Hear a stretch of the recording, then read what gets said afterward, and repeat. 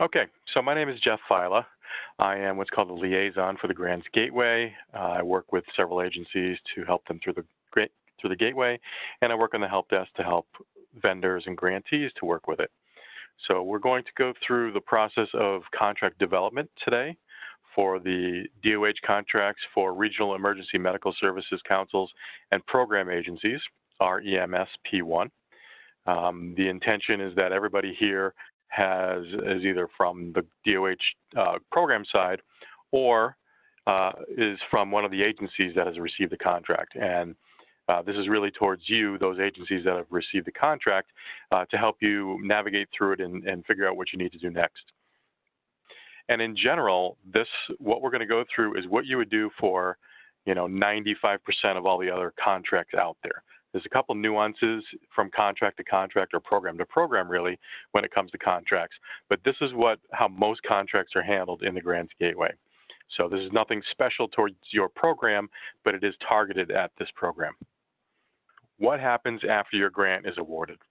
So the grant was set up in the Grants Gateway, and the agency staff have developed contract parameters. Yours are a little different because these are extensions of 5-year contracts. They're not brand new contracts.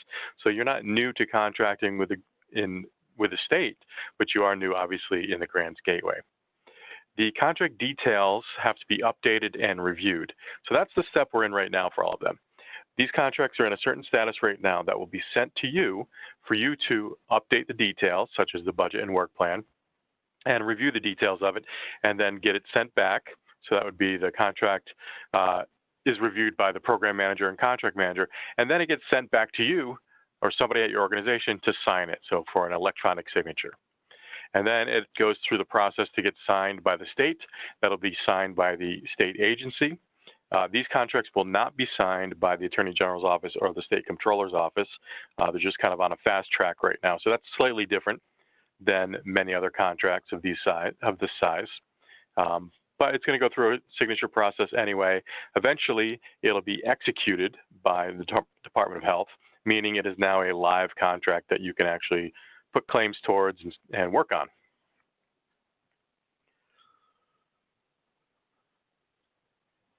So there are 2 tasks that you will encounter related to your Grants Gateway contract. First one is where we are right now, contract information requested. I should say we're not there yet. Your program managers, Tara and Toral, will be sending them. That's the first step in what they will be doing either today or tomorrow, moving your contract to the status of contract information requested. That puts it in the queue for you, your organization, and you can go through and work on the contract. So what this means is the program manager or contract manager has reviewed the contract and is asking for more information, or they're requesting that you actually put in updates information such as the budget or work plan. That's really what you're going to be doing. Your contracts will have a blank budget right now and some other pages that are blank that you need to fill out. So you're going to do that, and then you'll send it back to the program manager, and it'll move through those steps that we talked about and eventually go to this next task for you or your organization, which is grantee contract signature required. And as the name implies, it requires your signature if you want to move forward.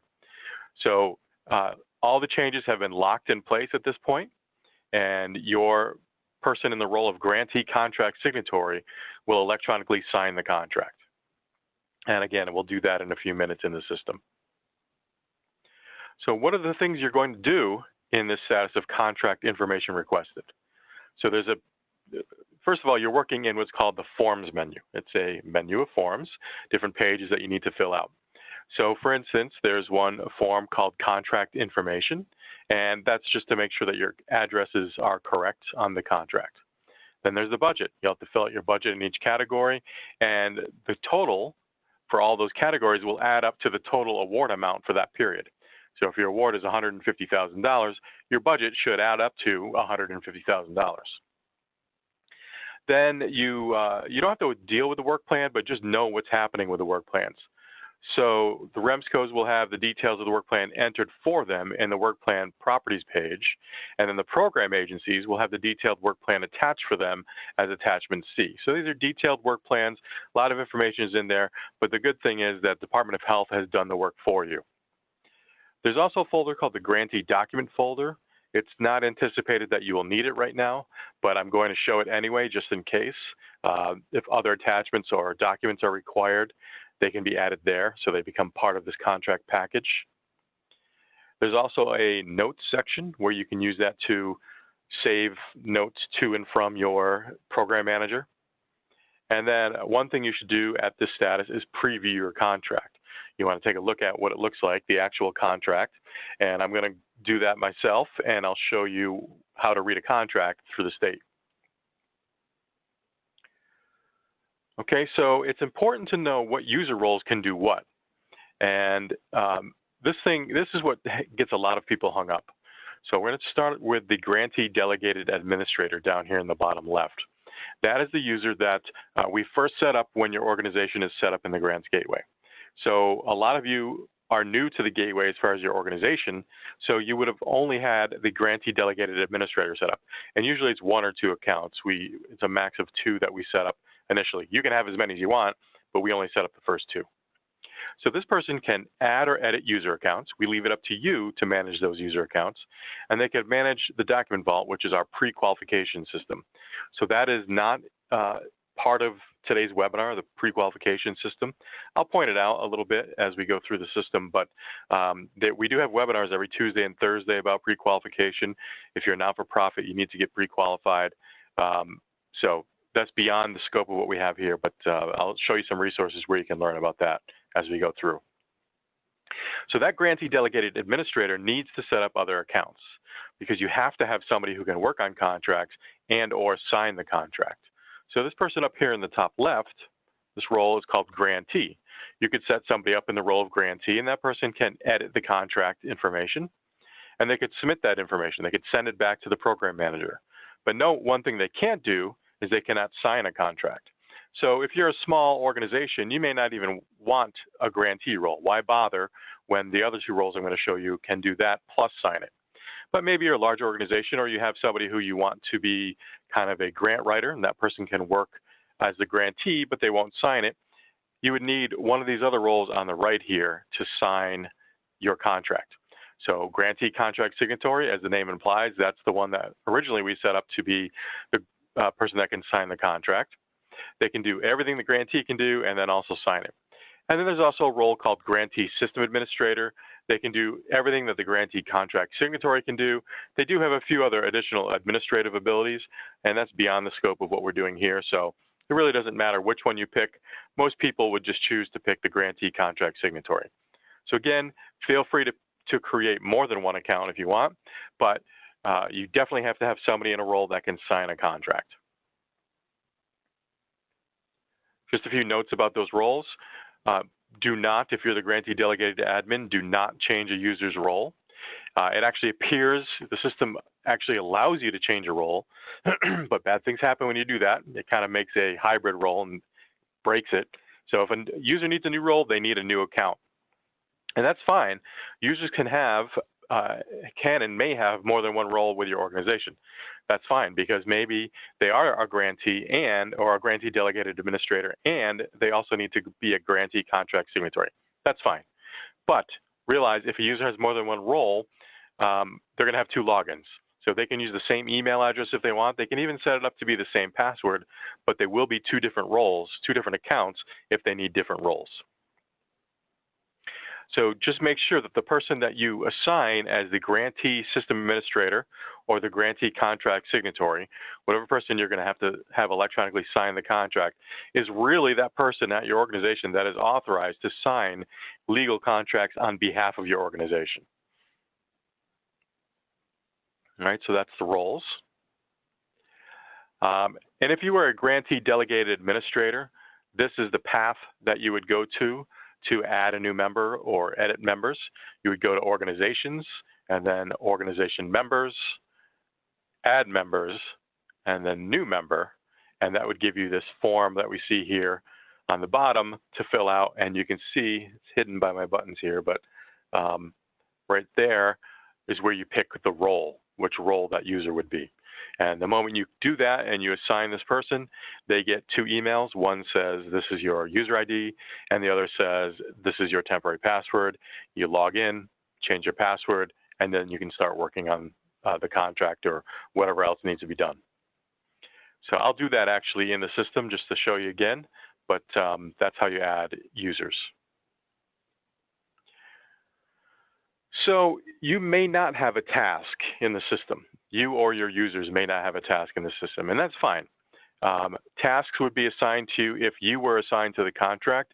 It's kind of a little tricky to think about it here, but tasks are easily assigned to contracts that are competitive applications because someone has applied, someone has submitted the application. Well, in this case, these are not competitive, these are non-competitive.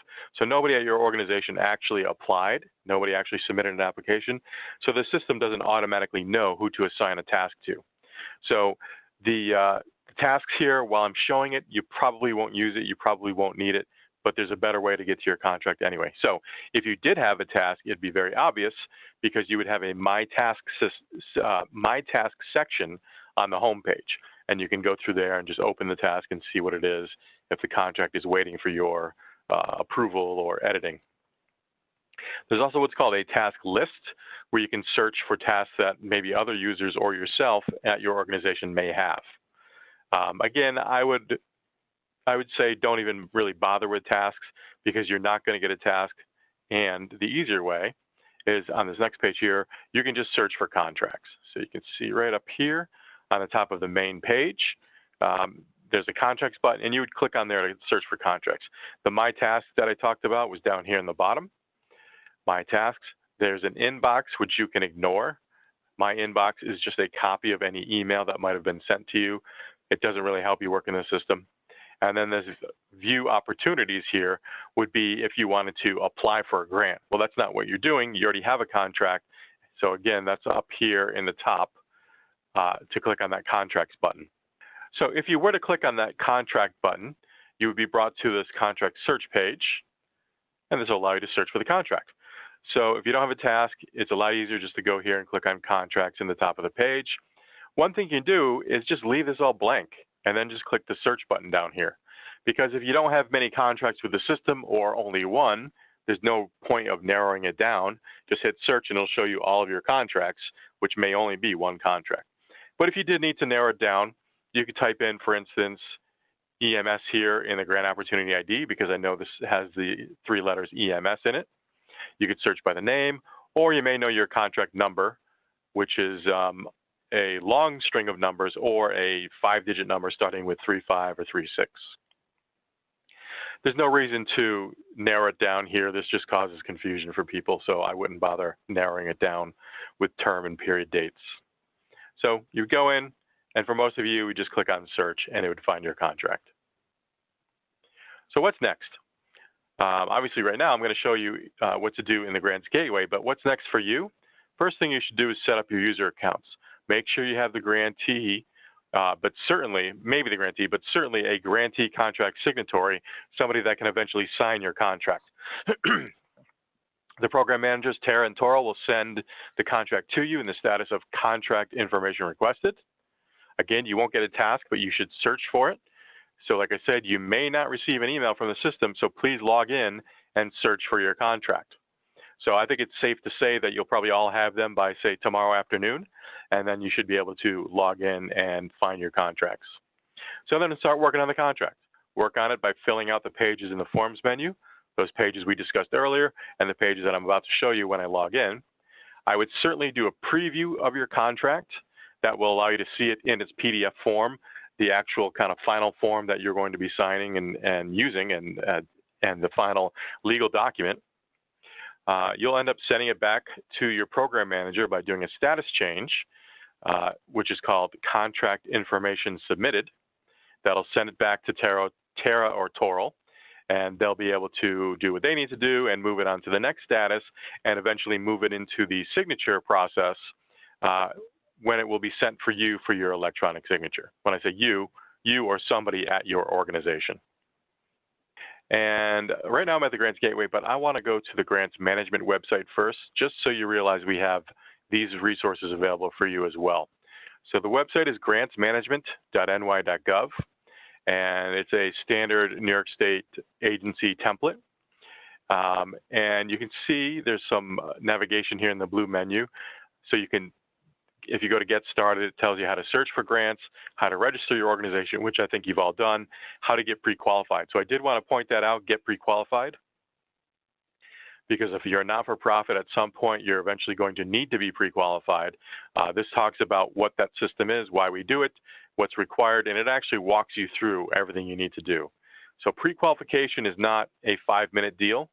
It could be several hours of work over several days and maybe over several weeks, getting things together and submitting them and having them approved. So this is not something that's going to happen in a day, so you should read it and understand the requirements if you're a not-for-profit.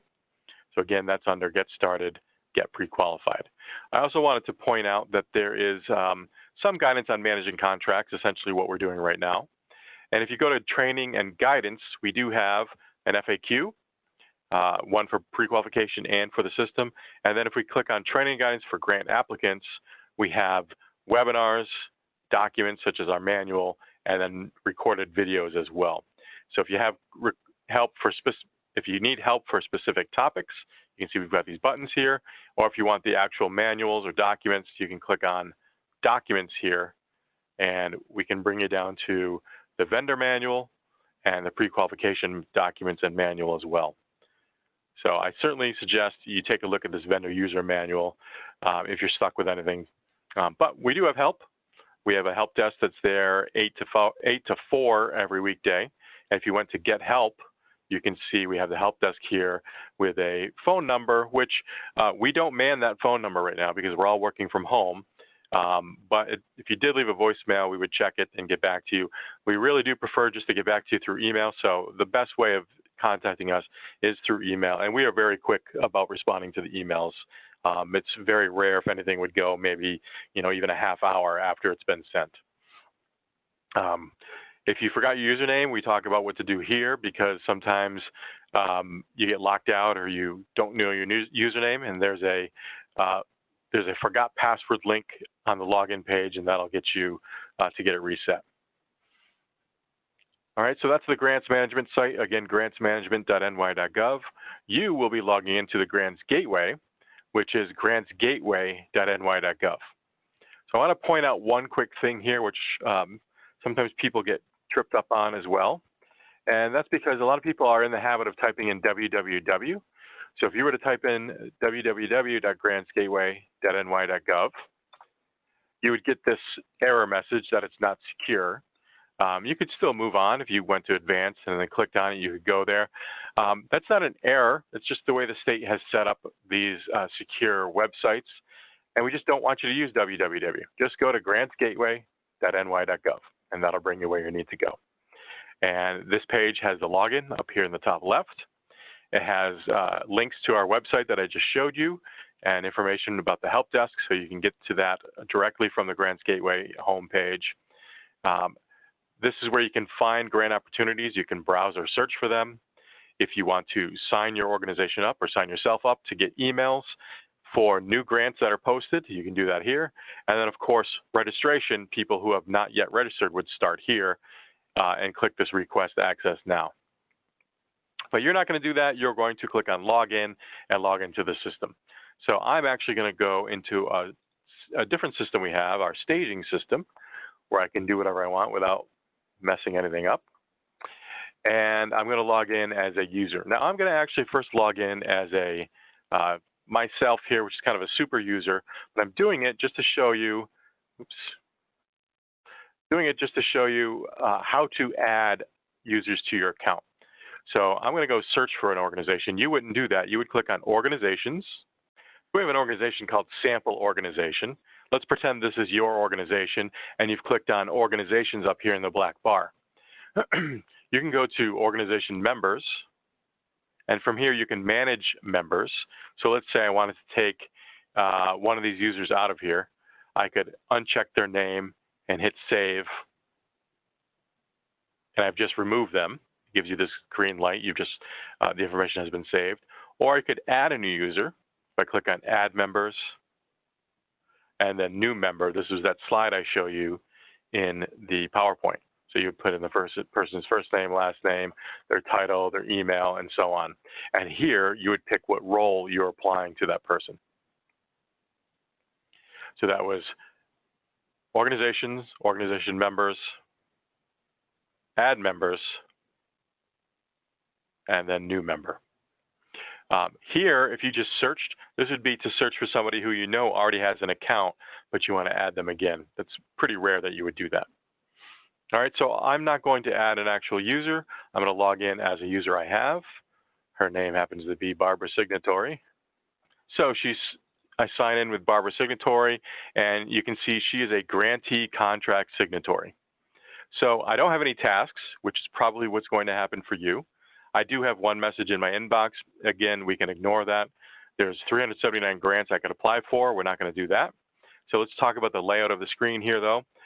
The gray bar is really for searching. And like I said, we're going to search on contracts in a minute.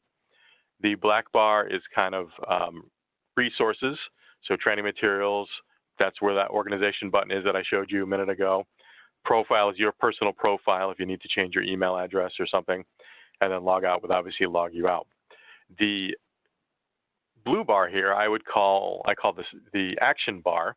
Right now, the only action you have is show help, but eventually you'll have a save button up here. So when you're on a page that can be saved and updated by you, there'll be a save button.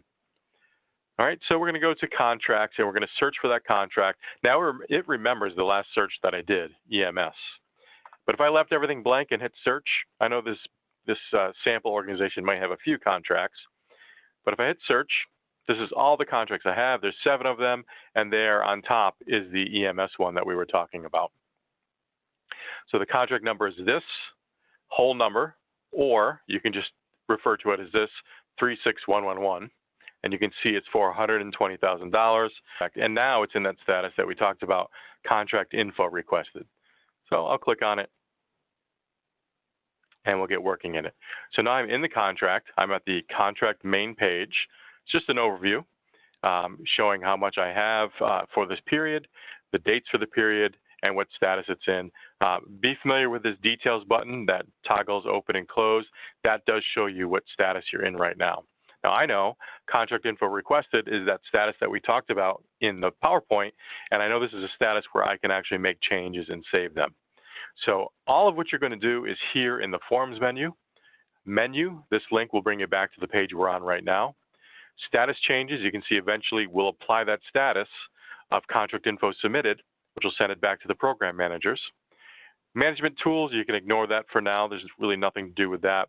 And the same with progress reports and related documents, nothing to worry about for that right now.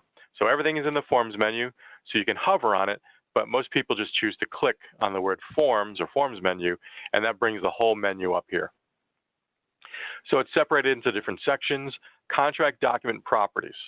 This is just a link to the documents that make up your contract.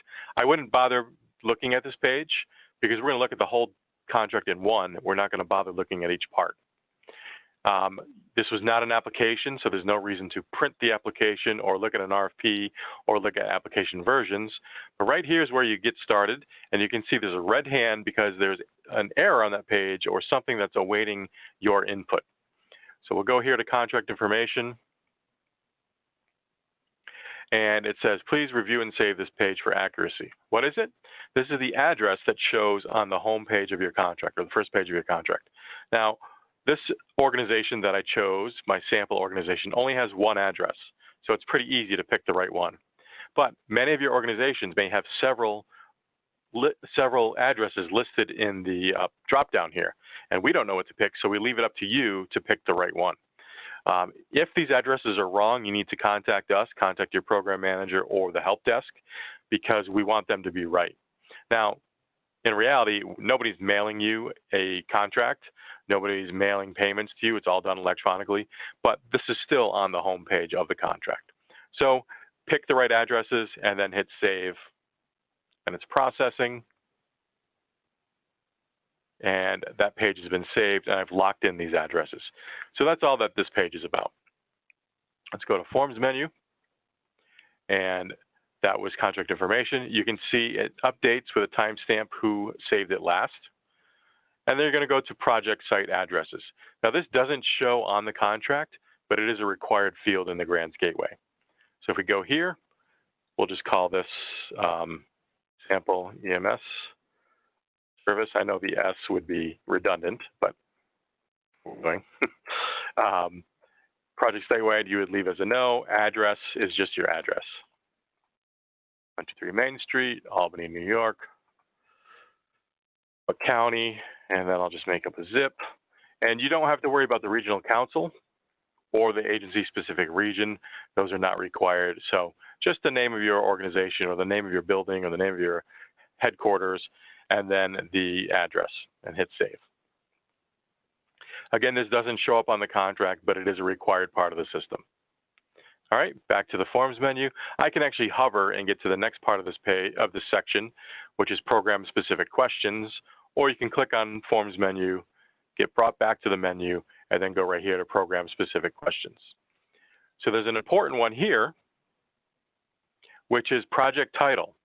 So that is going to be in the correspondence that you receive from your program manager, and a REMSCO would write Regional Emergency Services Council, and the other type is what? Emergency Medical Services, I think.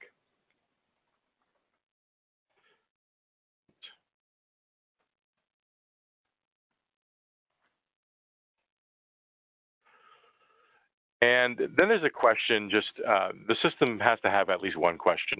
And this is pretty simple. Do you agree to the work plan and budget and approved contract? Well, obviously you're going to hit yes on that. So you will fill out the project title that we provide you, that we tell you to fill out. It's one of two, and then you'll pick yes and you'll hit save.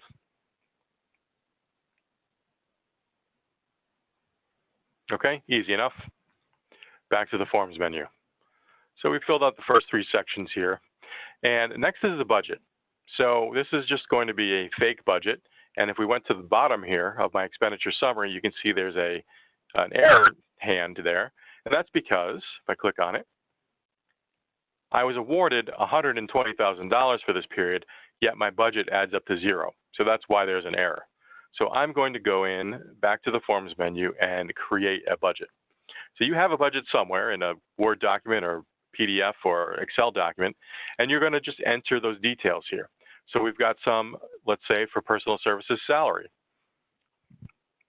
So I clicked on that. I'm going to type in the first person. We'll call it program administrator.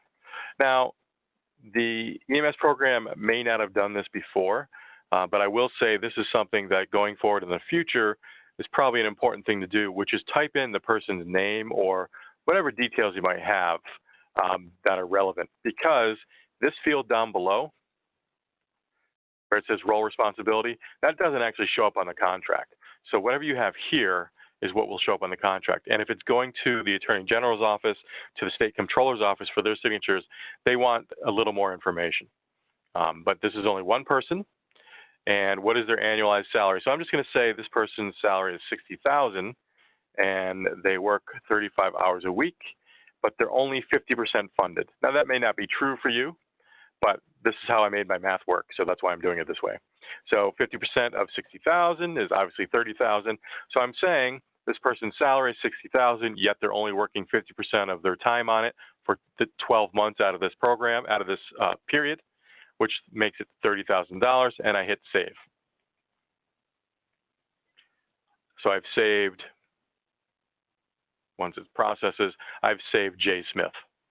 But I'm not done. I have another person to put in here. So you can see now that the save button has been saved, I actually have a few other buttons as well.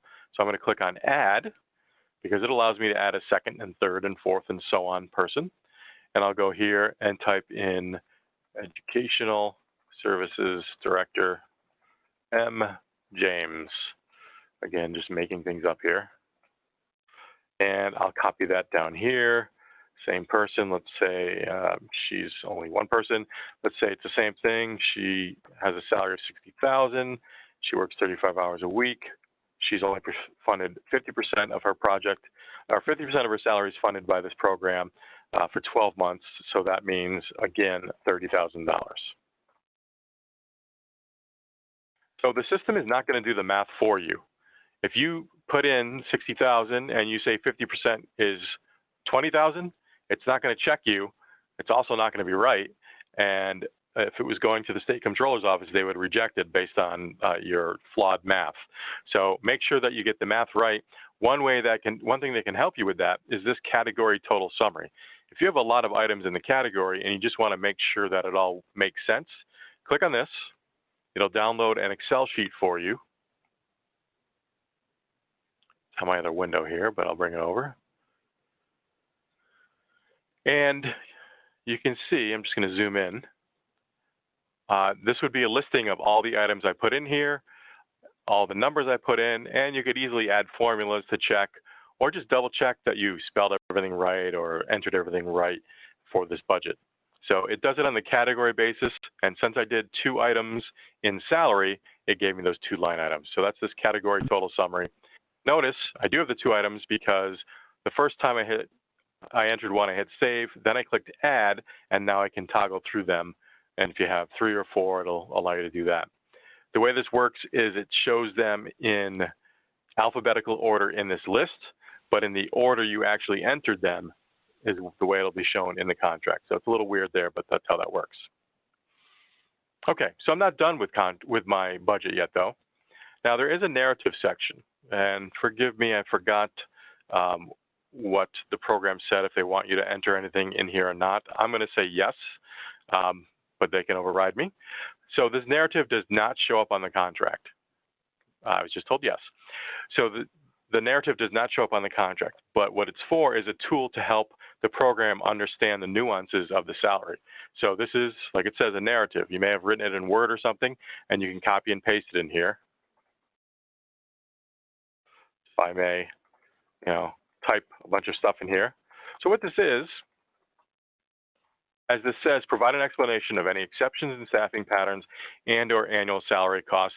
Really, we just want you to explain it. It doesn't have to be exceptions, just explain it. This is what this person does, and here's the salary, or here's what we're asking for from the budget. But the exceptions might be something, what if this person has a built-in salary increase in December? Well, this contract spans more than a calendar year. So you might have it for 7 months at one salary and the 5 months at another salary, and you would explain that here. And really, if you did that, you would have 2 entries for that person under salary, one for their first 7 months, the other for their next 5 months. So that's what we're looking for here. Explain it, explain any weird nuances or things that aren't obvious by looking at it. Okay, so back to the forms menu. I'm going to put in fringe here as well. And one thing I should have checked with the program, and I'm letting them know now, if they have any specific language they want you to put in here, this is where they would do it. I'm just going to write in health insurance. Sometimes some programs ask for, the formula X at, whatever cents or dollars or whatever it happens to be.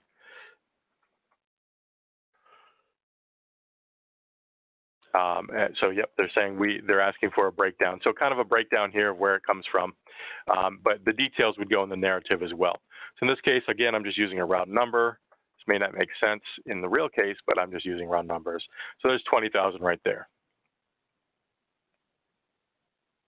I hit save. By the way, notice the spinning icon up in the top left. Every time you hit save, it's going to do that, and sometimes it takes longer than others. So just let it go, let it refresh, and you really shouldn't be doing anything until you get this response back and the page refreshes. Okay, so I did the fringe entry of $20,000. If you had another one, again, you could click add. I'm not going to do that. Go to forms menu, and you do have a fringe narrative where you would explain that. So here's my here is my narrative. And you would write your narrative here. And don't forget to hit save. All right, so I've got a couple other things to add here. Still waiting for it to refresh. And we'll go to Forms menu, and I'll go to Contractual. So I've got something called the Independent Auditor's Fee.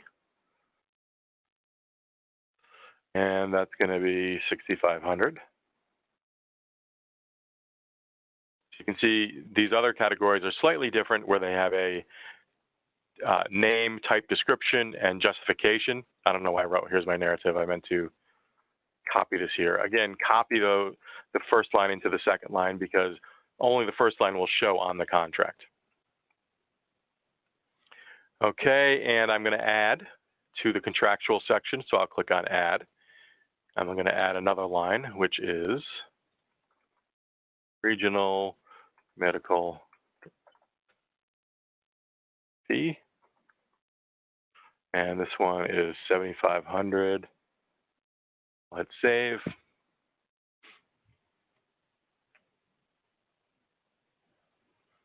So I'll go back to the forms menu. This time I'm going to click on it. Now you would fill out the contractual narrative. I'm going to skip that. I'm going to go to travel. And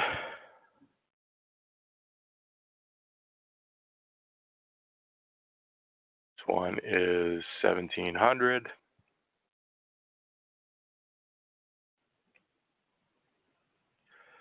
And I think you get the point here.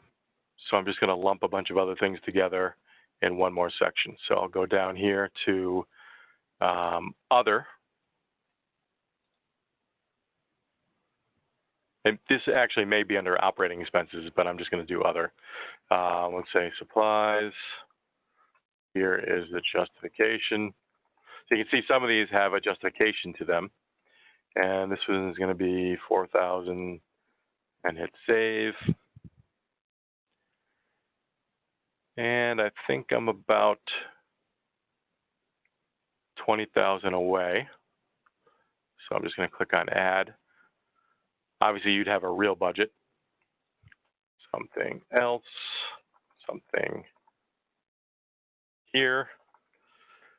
Call this 18,200. This is where I'm at. Obviously, you wouldn't be doing it this way. You wouldn't be working to fill out up to 120,000. So I forget if I'm missing one line or not. We'll find out. If I go to Forms menu, and I go to, yep, I'm still off because I have that error.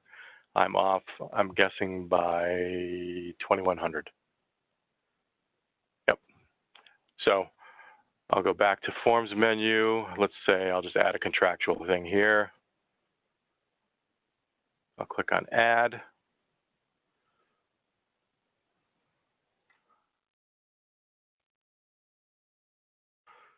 That. So if my math is correct,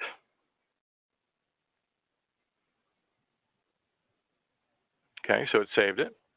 I've got 3 items here. If my math is correct, then there should no longer be an error on the expenditure summary page, and there is not. I would have, or you would have filled out the appropriate categories, and you would have filled out the narratives.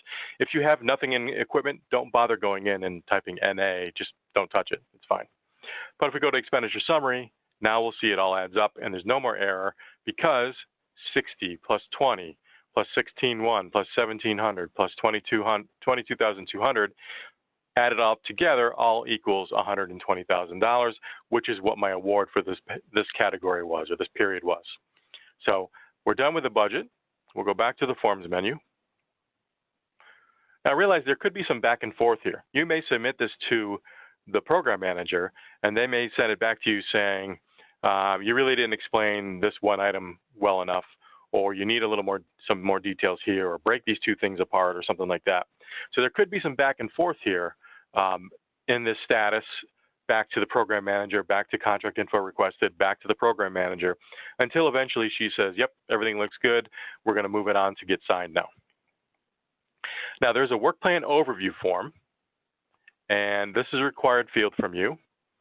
And I forget the dates, I'm sorry. Let's see, what was the dates here again? It was 7/1 to 6/30. Let me go back to that page. So that's the work plan overview form in the forms menu.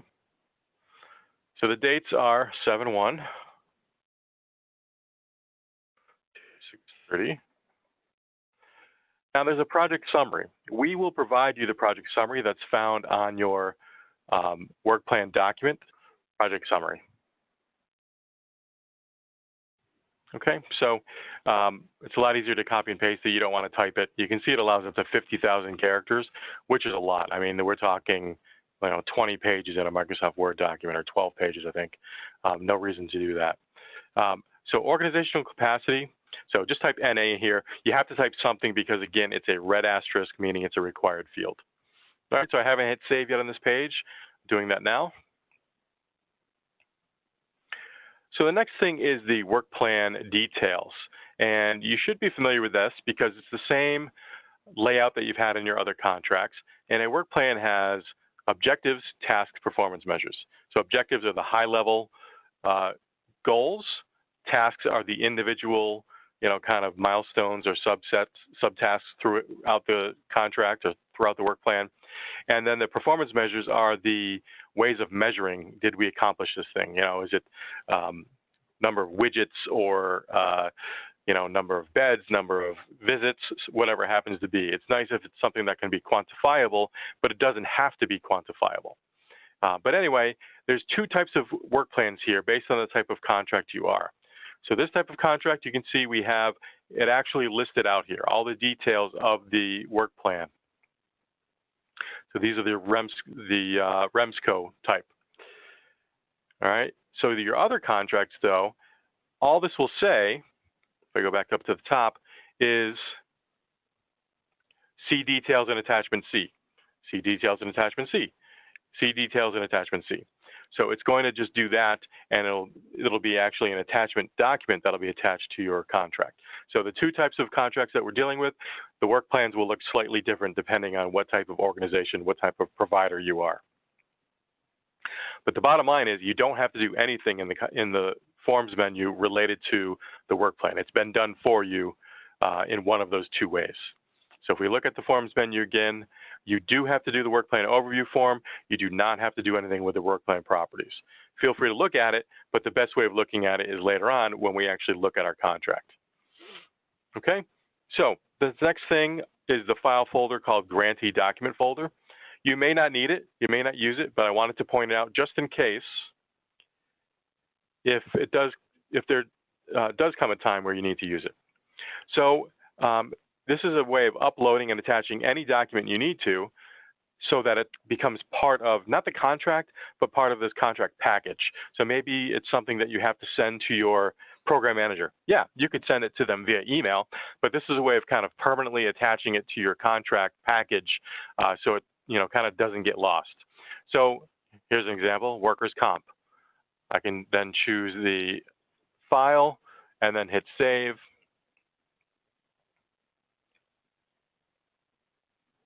And it's saved it. You can see I could have added in comments as well. And then I can click on add and add another and save it and add another and so on. So I'm not telling you to do that here, but just realize your program managers may ask you, please upload this in the Grantee document folder, and that's where you find it. So forms menu, and near the bottom here, the Grantee document folder.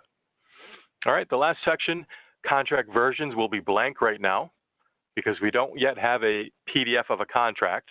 So eventually we'll look here and we'll see that. But there is contract preview. So click on contract preview, and that will do a preview. So it'll build the contract PDF right now from all the details we've just provided. So if I hadn't filled out my budget, all the budget pages would be blank in this preview. So that's what we're going to see right now. So give it a minute and it'll come up. Okay, so contract preview allows me to click on it, and I can now get in and look at my contract. So I'm going to take a few minutes to go over this just to show you or maybe remind you what a New York State contract looks like. So the state agency you're contracting with, up here in the top left, the contract number. So the whole number in this case is DOH 01 T36111GG-3450000. In your case, you may choose to only really remember this number, and that's fine. That 5-digit number is all we really need to find your contract. This is a multi-year agreement because it spans those 2 years.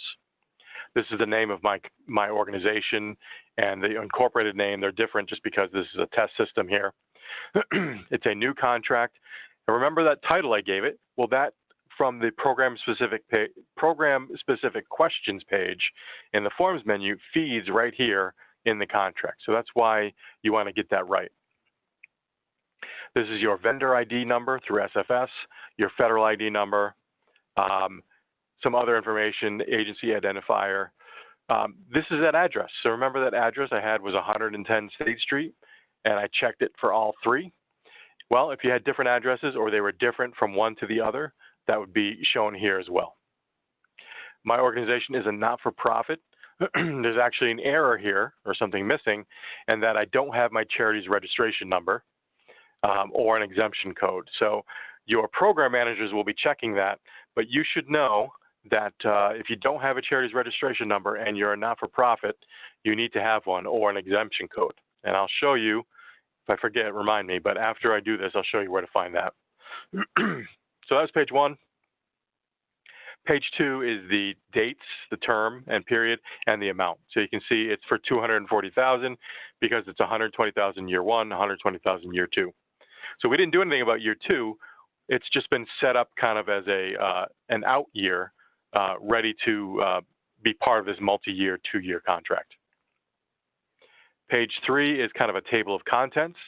So there's the A1, program-specific terms and conditions, the B1, which is the budget, the attachment C is the work plan, attachment D is the payment reporting schedule, attachment M is MWBE, and then this has an additional attachment C because of the detailed work plan that, again, some of you will have. Page 4 is the signatures. So nobody's coming in here and writing in cursive, signing on this contract. It's all done electronically. And as you can see, nobody's done anything yet. And as you know, because we haven't done that yet. But we'll get to that and we'll sign this contract and you'll see your name or whoever's name at your organization here in this printed section. If it was to go to the AG or controller's office, you would see them here. Your contracts won't, but they will be signed here by the Department of Health. So page 5 is where the state terms and conditions appear. I'm not going to read it, but you certainly should, or maybe one of your lawyers should. So it's 25 pages. So in this case, I'll skip down to page 30. Page 30 is where the agency terms and conditions start. So this is 10 pages here. So you should go through this and make sure you understand the terms and conditions here as well. So that'll bring us to page 40. Page 40 is where the budget starts. So all that information I just put in is summarized here. This is that expenditure summary page that we saw in the Grants Gateway. And we can see the breakdown here. So that's why I told you only the title and name show here. The details don't. And again, it doesn't do the math for you, but the math should make sense. So $60,000 at 50% is $30,000. Fringe is just a line item here. It doesn't show any text. Call it a bug or a planned feature, whatever it is, that's the way it shows. And then there's a breakdown of all the other categories. So here's our contractual. Remember, we had the 3 items here. Here is travel. I had nothing for equipment. I had nothing for space, property rent, space, property own, utilities, operating, and then we had those 2 things under other. So that's where my budget comes from. Then we have the work plan. So here's that text that you had to type in or copy and paste essentially. Here's the dates that I wrote in myself. And then next is the detailed work plan. Now in this case, this is the one that was built for you, the detailed work plan. But if you're the other type of contract, you would see just one objective, one task, one performance measure. And then the details of it would be, so this is kind of a hybrid just to show you the 2. If we go to the very bottom, this is that attached right here, attachment C, which is the detailed work plan. So depending on what type of contract, what type of provider you are, it'll look one of those 2 ways. So I skipped to the bottom here, which in this case starts at page, and you can see why we did this because we don't want you to have to type all this out. So this one started at page, so we're going on 30 pages already. Here it is. So almost 30 pages. for the work plan. All right, so I'm going to skip back up here to where I left off, which is the end of this work plan. Next is the attachment D, the payment and reporting schedule. The way you read state contracts is if there's a section that has a fill in the blank and the blank is not filled out, it doesn't apply to you. So in this case, there's no advance because this is essentially year 6 of a 7-year contract. I think I'm saying that right, unless it's year 4 and 5. Regardless, you already got your advance, so there's no advances here. This would be if there's any special reports that you have to worry about. There are none, but it is saying that claims are due on a quarterly basis, 30 days within the end of the quarter. These are the reports that are due, and there are no other special reports noted here. There are reports that you know about, you've been doing for a long time, and it does say here, send the quarterly activities report and all supporting documentation for expenditures, including proof of payment. So that's something you, I think, are all familiar with, and you'll be doing that the same way. And then there's that work plan again. So that's how to read a contract from the state.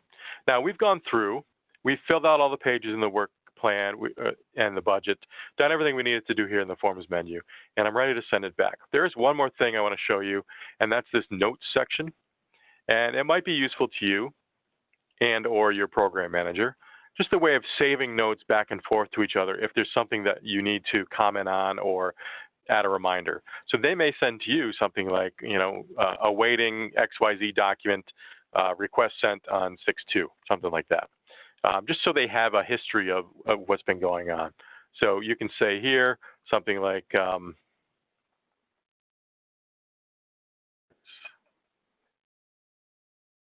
I write today because when I hit save,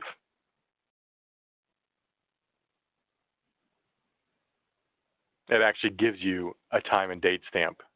So you can see who saved it, what they, at what status it was at, what role they were in, and what their comments were.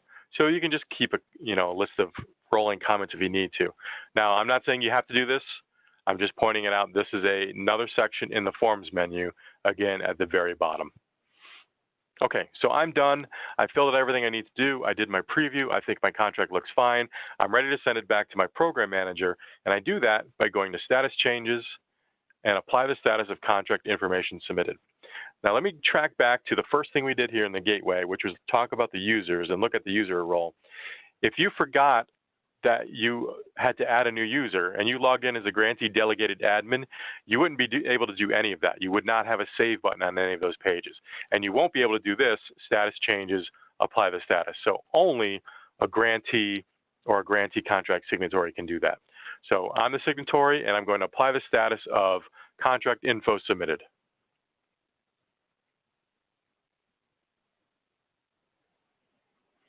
And I did that.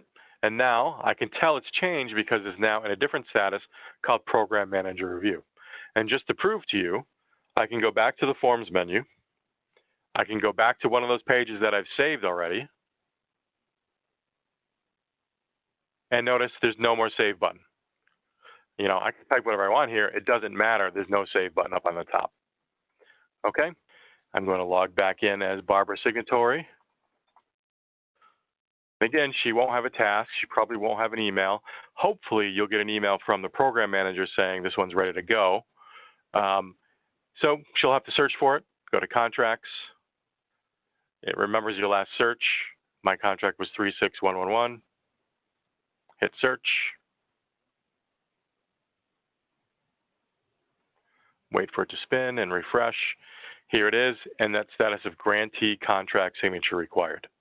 We'll click on it.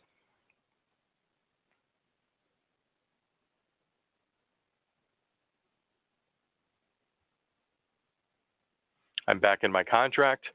And one thing you can do, if we go to Forms menu, now one thing you can also do is you can note, if there's a note here with somebody else's name, that means somebody like the program manager left you a note. Otherwise, one thing you want to look at is right here under contract versions.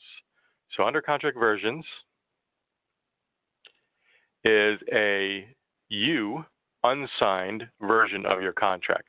So that's essentially the PDF I just showed you. So there's no point in looking at that right now, but just realize this is what happens in contract versions. all the different versions as it goes through the signature process will be saved here to a different line. So once I sign it, there'll be a grantee signed version in here, right here. Okay, so before you sign it, I would go here and double check it. And if everything looks good, you would go to status changes and then apply the status of grantee contract signature complete. Okay, so I'm going to do that. Status changes, grantee contract signature complete. You get this agreement basically saying you are who you say you are, you're allowed to sign on behalf of your organization, you haven't given your password away, you've read and agreed to the terms and conditions, and I will click I agree. If for whatever reason you didn't agree, it would just bring you back to the forms menu. But this processing here, wait for that as well. Sometimes people close this page and it doesn't fully complete. Wait for this where it just refreshes, and two things have happened. One, the contract is now in a different status, contract package validation. And two, if I go back to the forms menu and go down to the bottom to that contract versions, you can see there's now a new version that was signed at 3:05. If I click on contract versions, there's that second PDF. Click on it, I'll open it. And just to show you, this is going to look exactly the same, except for page 4 will now have Barbara's signature on it. So name, title, date. Again, you're not physically signing it, but in the background there is the fact that you've logged into our secure New York State website with your password and your user ID and have signed this contract. Okay, so it's not done yet because it does have to go get signed by Department of Health, and then it has to get executed in the system by Department of Health. So let me point out a couple other things here. Back to the forms menu. Obviously, you can't make any changes anymore. One thing, once the contract is executed, there's a status change called Modification Request. For whatever reason, people inadvertently click that all the time. So I can't show it to you here because it's not an executed contract yet, but just please don't do that. If you need to modify or request the modifications to your contract, talk to your program manager first. I don't really know exactly what's happening, but a lot of people are doing that, and it causes some issues in the system. Just makes us have to cancel it. So this modification request is nothing because you haven't started a modification.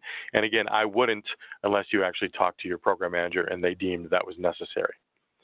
Just wanted to point out one other thing, and this is not as big of a deal for your type of contract because there's no deadline that we're passing or missing.